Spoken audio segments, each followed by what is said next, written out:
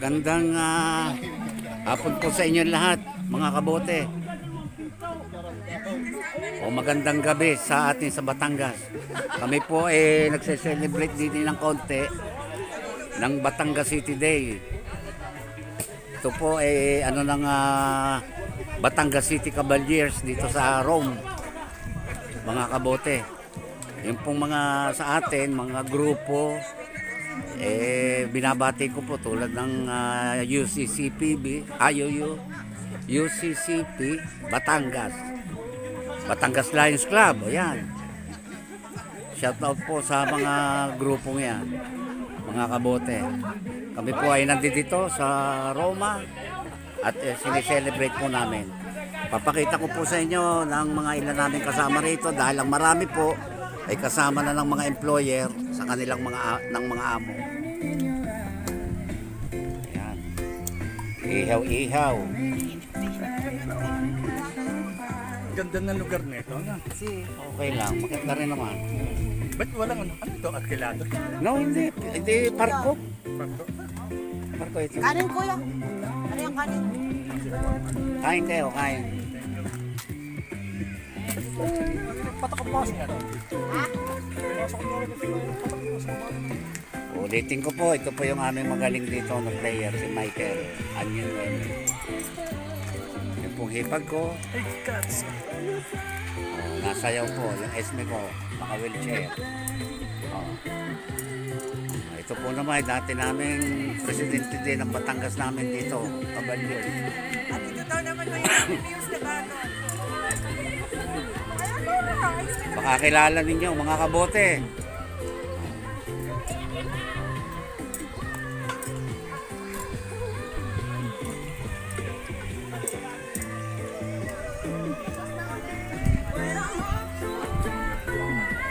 Ito po yung aming Vice President, Sally. Ciao, ciao. Hello po. Ito po ang aming grupo rito sa Roma, Batangas City Cavaliers.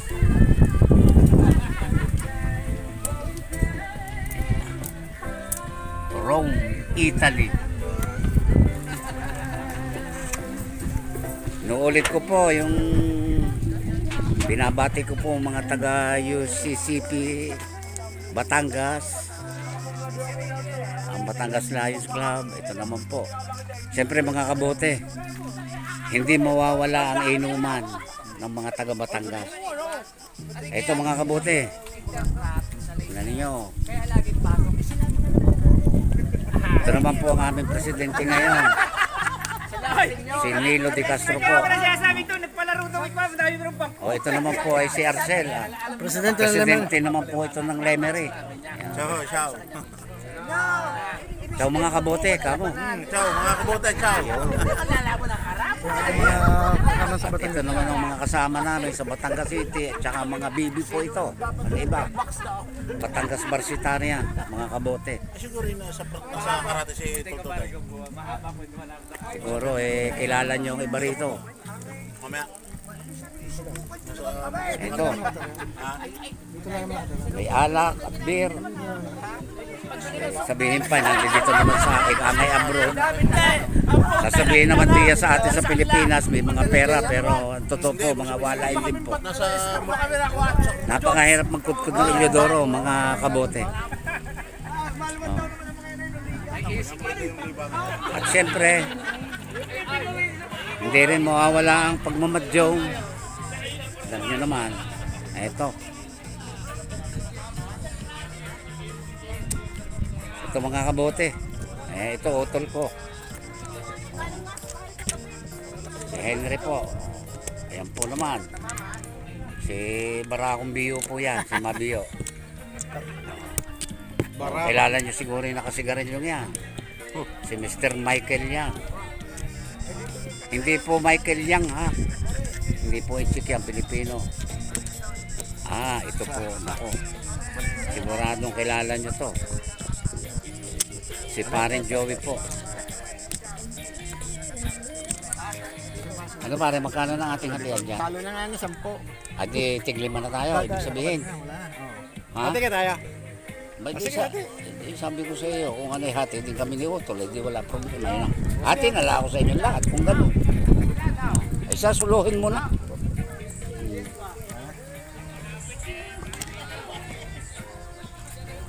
Kita nyo, meron din naman din simple na dini naman sila. Oh. Wash out, wash out.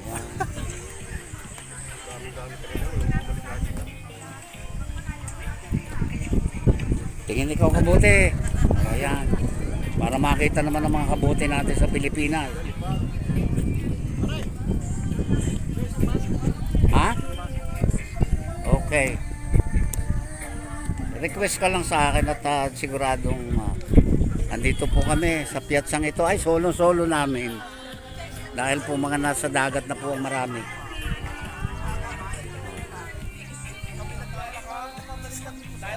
Mga kabote, basta maya-maya po uli, itutuloy ko ito. At ngayon na lang po uli ako nag-vlog. Sa totoo lang po.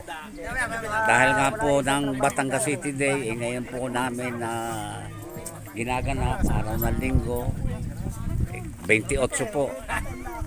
Ka-28 na ngayon po namin ginaganap. Kaya mga kasama, mga kabote, mamaya na po ulit at makasyat muna. Kabote, talagang tuloy-tuloy rito ang inuman. Medyo hapon na ng kaunti pero mainit pa rin. Sabagay ang araw dito aabutin ito ng mga alas 9, 9 o'clock ang araw na yan, may araw pa rin yan. Tuloy-tuloy pa rin mga kabote. Eto, may nagsasayaw din naman kahit apat.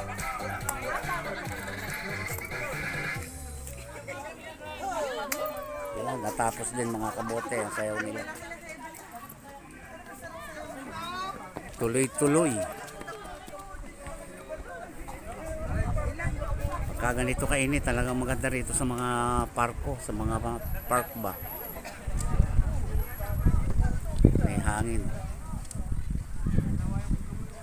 Siya nga pala mga kabote, dyan po sa atin sa Pilipinas. Talagang nakakaawa po. Napapanood po namin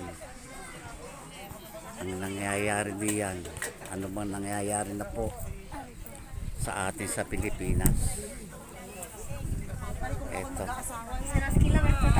Beh, ogni intervallo è buono per prendermi cura di me stessa, no? Soprattutto Tuloy-tuloy nei po. Lines intervallo. Per Yung ogni anak ko, giorno ito un naman po yung intervallo kaibigan vero, ko. flessibile, super sottile e delicato. She's my friend from China. Ora sì che sono a scrivere anch'io. Video? She is my friend.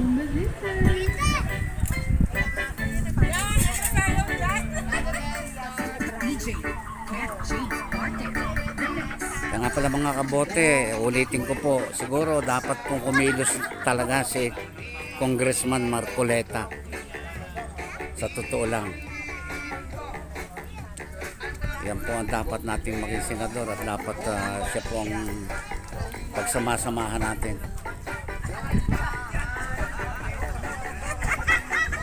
Sa akin lang po, talagang magaling na tao po yan. Sana pakialaman ni Congressman Marcoleta ang nangyayari ngayon sa atin. Gawa niya ng paraan.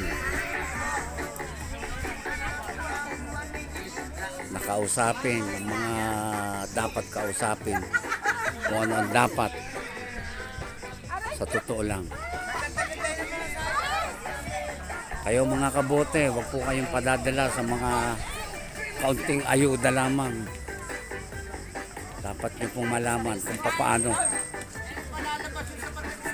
maging matalino po tayo sa pagboto. Ang dapat nating iboto ay kung sino talaga. Sayang, wala na yung taga-simbahan. Sa akin lang naman po yun. Kaya ganun lang yun, sir. Dapat pong isipin nating mabuti kung paano.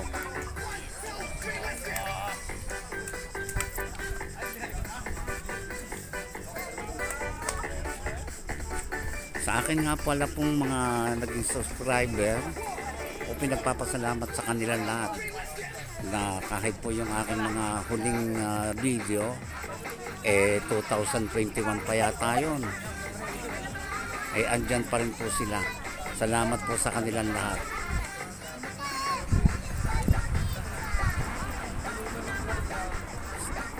Sana po nasa mabuti silang kalagayan kahit na nagkaroon ng ganitong ba. Kaya mga kabote, yun po ang aking sasabihin na sa inyo. Kailangan po maging matalino na kayo. Kung ako mag-aasawa. Si Congressman Marcoleta po. Tsaka si Congressman Busita. Yan po ang mga taong dapat natin papanalunin na talagang maaasahan.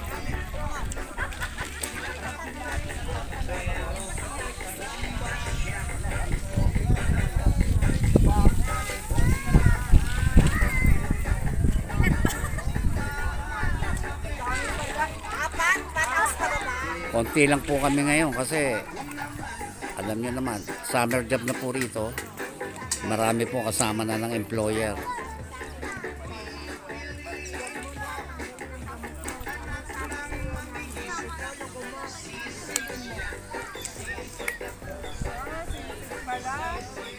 Siguro may mga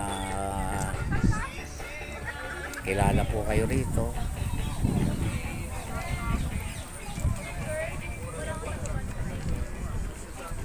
Ito mga kabote.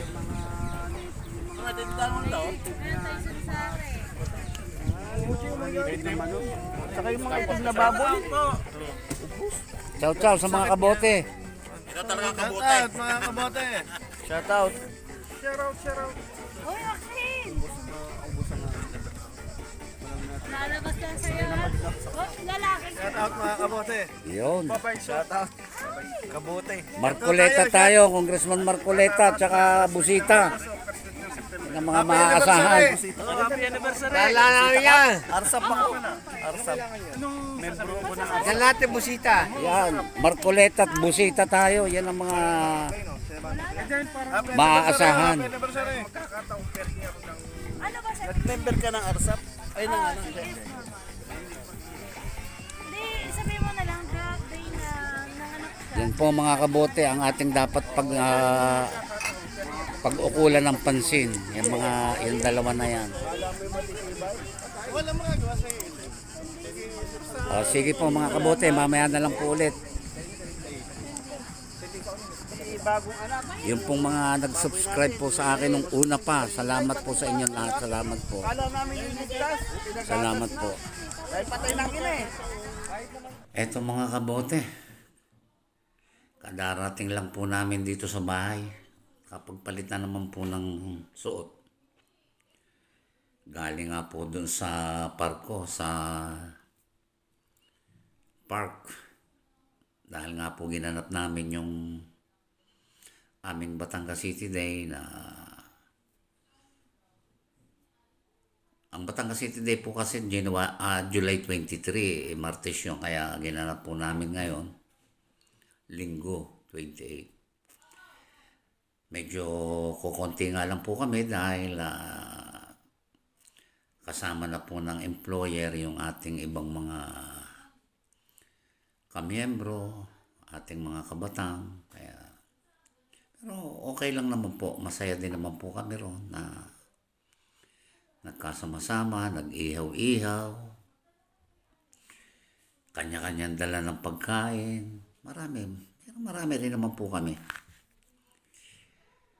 Kaya yun lang po ang aking masasabi mga kabote. Sana po maging maayos na diyan sa atin. Mawala na ang baha. Maipakulong kung bakit yung mga tao na nangurakot ng pera para sa flood control. Sana si Kung Marcoleta gawan mo ng paraan na mapag-usapan yan, maanuhan. Kung nasaan ang pera na yan. Talagang napapanood po namin ay talagang nakakaawa po. Nakakaawa. Talagang ang hirap po na kung paano natin isipin ang nangyari niyan sa atin.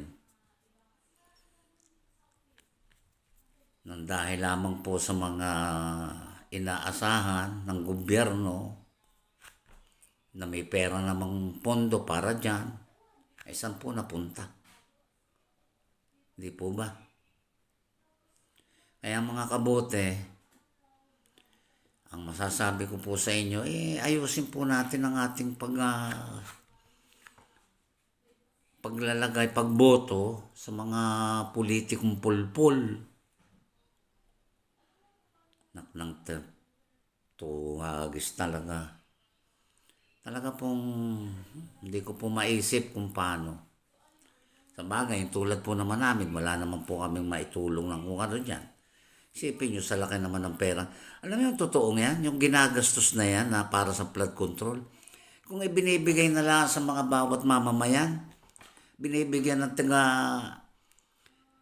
si 50,000 o kaya 20,000 bawat isang tao, gano'n lang bang kadami ang populasyon natin? Mga butante. Pinagbibigyan niya ng tigta 3,000 everyday, 30,000 sa isang buwan.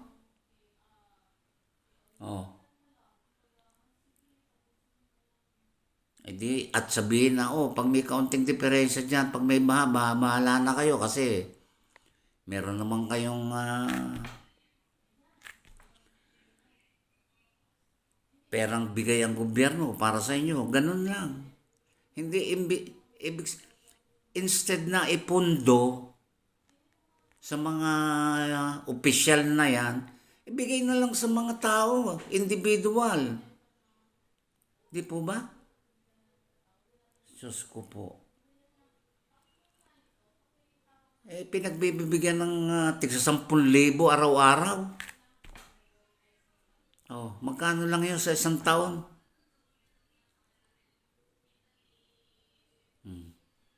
Sila na ang bahalang mag-ayos. Kung may baha, magtulong-tulong ang isang barangay, lahat na may pera. Hindi po ba mas maganda yon kaysa ang makakatikim lang ay kung sino yung pinagbigyan ng pondo na yan? Binibigay sa mga tao. Hindi na kailangan ng mga ayu-ayuda. Kasi may bigay ng gobyerno. Isipin nyo na lang kung magkano ang pera sa flood control sa isang araw. Ulitin ko po, kung binibigay na po yan sa tao, individual,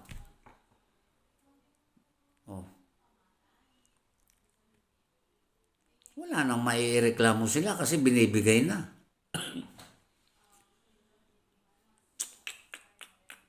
Kaya ito po masasabi ko, mga kabote, maging matalino po kayo, tayo. Ako, masasabi ko, parang nagugustuhan po namin si Congressman Marcoleta. Ewan ko po, sana po, pagpatuloy niya yung mga dapat gawin ng isang opisyal. Tsaka si Congressman Busita, magaling din po yan. Napapanood din lang naman po namin sa social media. Kaya naalaman po namin kung sino ang magaling talaga na Hindi naman po kami nakakapanood dito sa mainstream media kung ano baga ang maganda at magaling. Wala po. Kaya yun lang po masasabi ko mga kabote. At tulad po ng dati, huwag po tayong makakalimot sa Diyos dahil siya lang po talaga ang makakatulong sa atin lahat. Yan po inyong laging tatandaan.